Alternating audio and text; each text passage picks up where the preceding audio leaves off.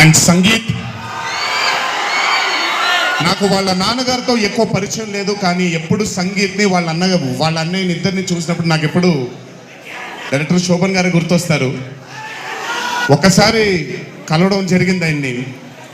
ఆయనంత soft spoken మనిషిని, అంత హంబుల్గా ఉండే మనిషిని నేను మళ్ళీ చూడలేదు. And I think Shobhan Sangeeth మనకి బాగా ఇష్టమైన వాళ్ళు మనకు దూరం అయినప్పుడు మన చుట్టూనే ఉంటారు వాళ్ళు. And I'm very happy and I'm sure నాన్నగారు ఇక్కడే కూర్చొని is very proud of you. Congratulations for this amazing success. And ఇందాక డీడీ డీడీ డీడీ అని ఎప్పుడైతే రెసనేట్ అవుతుందో, ఇలాగే రేపు పొద్దున సంగీత్ సంగీత్ సంగీత్ అనేది కూడా రెసనేట్ అవ్వాలి అని ఆ దేవుణ్ణి మనసారా కోరుకుంటున్నాను. నాన్నగారు ఆనందపడుతున్నారు. Your brother is happy, your mother is happy, so am I happy. I wish you all the luck for many more films. Just మీరు ఇలాగే మీ దర్శకుడిని నమ్ముకుంటూ ముందుకు వెళ్ళిపోండి. All the best brother. Thank you so much. And అలాగే రామ్ నితిన్, నేను mad 1 చూసినప్పుడు I felt that yes యంగ్గా ఉన్నారు, నేను ఒకప్పుడు ఎలా ఉండేవాడినో అలాగే ఉన్నారు. మేబీ కొంచెం ఎక్స్పోజర్తో కెమెరా ముందు నిలబడడం అంత ఈజీ కాదండి, దోల తీరిపోద్ది. మీ ముందు నిల్చొని మాట్లాడటం ఎంత దోల తీరిపోద్దో, కెమెరా ముందు కూడా నిల్చోవడం అంతే దోల తీరిపోద్ది. త్రివిక్రమ్ గారిని అడగొచ్చు మీరు.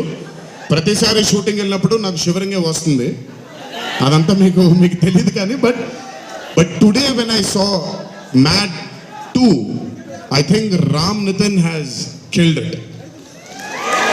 చాలా చాలా చాలా చాలా బ్యూటిఫుల్గా చేశాడు, చాలా అద్భుతంగా చేశాడు. కామెడీని పలికించడం చాలా కష్టమైన పని అండి యాక్టర్కి.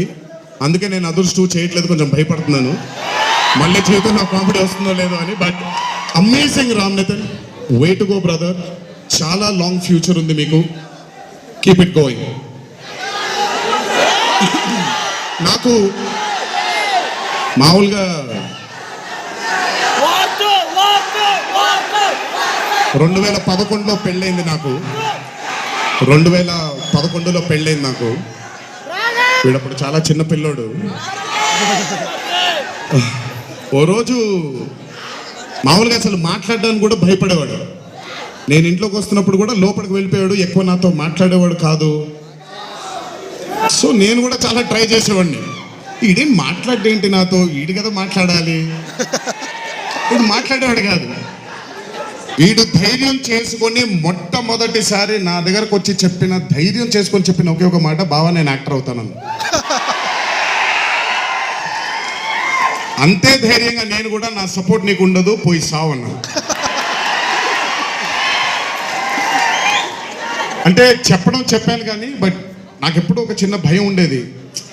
యాక్టింగ్ అంటున్నాడు, సడన్గా ఇంట్లో నుంచి ఒక 4-5 మధ్యలో ఉండే వ్యక్తి ఈరోజు అందరి ముందుకి ఎక్స్పోజ్ అవ్వబోతున్నాడు, ఎలా ఉండబోతుంది తన కెరియర్ అని ఓ భయం ఎప్పుడు ఉండేది నాకు.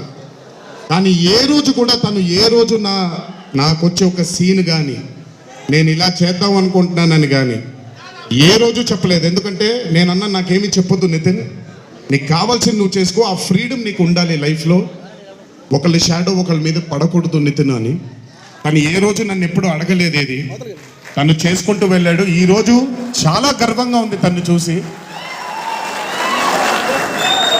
And this has happened because he's worked with good directors. మంచి దర్శకులతో, మంచి నిర్మాతలతో పనిచేశాడు కాబట్టి తనకి ఈరోజు తను యాక్టింగ్లో తను ఎక్సెల్ అయ్యాడు అని అంటే అది దర్శకులు, నిర్మాతల వల్లే. నితిన్ గుర్తుపెట్టుకో, always believe in your directors and always believe in your producers. And more than anything believe in your heart. God bless you. ఇంకా చాలా ఫ్యూచర్ ఉంది, కెరియర్ ఉంది నీకు. ఇంటికి వెళ్ళిన తర్వాత మాట్లాడతాం మళ్ళీ నీతో. బట్ వీళ్ళందరికీ కూడా నిజంగా ఐ మీన్ రాజేష్ గురించి చెప్పాలి. ఆయన సత్యం రాజేష్ అంటారు, నేను రాజేష్ అంటాను. చాలా కాలం అయింది కలిసి తన్ని కూడా. నిజంగా రాజేష్ తీసుకొచ్చినటువంటి లాఫ్టర్ నాకు చాలా కాలం అయింది మనసారా నవ్వుకున్నాను. Rajesh, thank you so much for అదే విష్ణు గారు ఎలాగైతే ఇన్నసెంట్గా ఉన్నాడో నువ్వు అంతే ఇన్నసెంట్గా ఉన్నావు ఈ సినిమాలో. But beautiful Rajesh. Many more movies to come, many more. మమ్మల్ని ఇలాగే నవ్విస్తూ ఉండు. అండ్ అలాగే కార్తికేయ, మీరు పేరు ఒకటేదో ఉంటే మీరు మార్చుకున్నారని నేను ఎక్కడో చదివాను. But Karthikeya, he was amazing. Many more movies to come, many more movies to go. Believe in your self.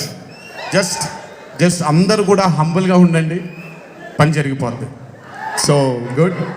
And నాకు బ్రహ్మానందం గారి తర్వాత నేను మా త్రివిక్రమ్ గారు ఎప్పుడు మాట్లాడుకుంటాం. మాకు బ్రహ్మానందం గారు అంటే చాలా ఇష్టం. బ్రహ్మానందం గారి తర్వాత ఇష్టమైన కామెడియన్స్ ఎంఎస్ నారాయణ గారు అండ్ ధర్మవరం సుబ్రహ్మణ్యం గారు. వీళ్ళు ముగ్గురు తర్వాత నాకు బాగా ఇష్టమైన కామెడీని పండించగలిగేది కేవలం ఆ సునీల్ ఒక్కడే.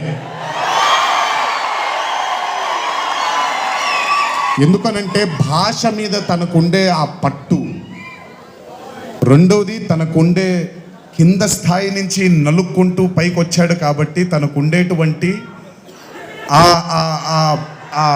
ఎక్స్పోజర్ కానివ్వండి. చాలా కాలం తర్వాత ఫస్ట్ టైం సునీల్ని మళ్ళీ, I'm telling you Sunil, your back. Sunil లేకపోతే మ్యాట్ 2 లేదు. నవ్వి సునీల్ని చూసి, నాకు బేసిక్గా సునీల్ని చూడగానే నవ్వొచ్చేస్తుంది. బట్ అలాంటిది అంటే కోర్స్ ఆర్టిస్ట్గా తనకు తాపత్రయం ఉంది, మంచి మంచి పాత్రలు వెయ్యాలి అని వేసుకుంటూ చేసుకుంటూ వెళ్తున్నాడు తను. కానీ తను నవ్వించడానికి పుట్టాడు అనేది నా నమ్మకం.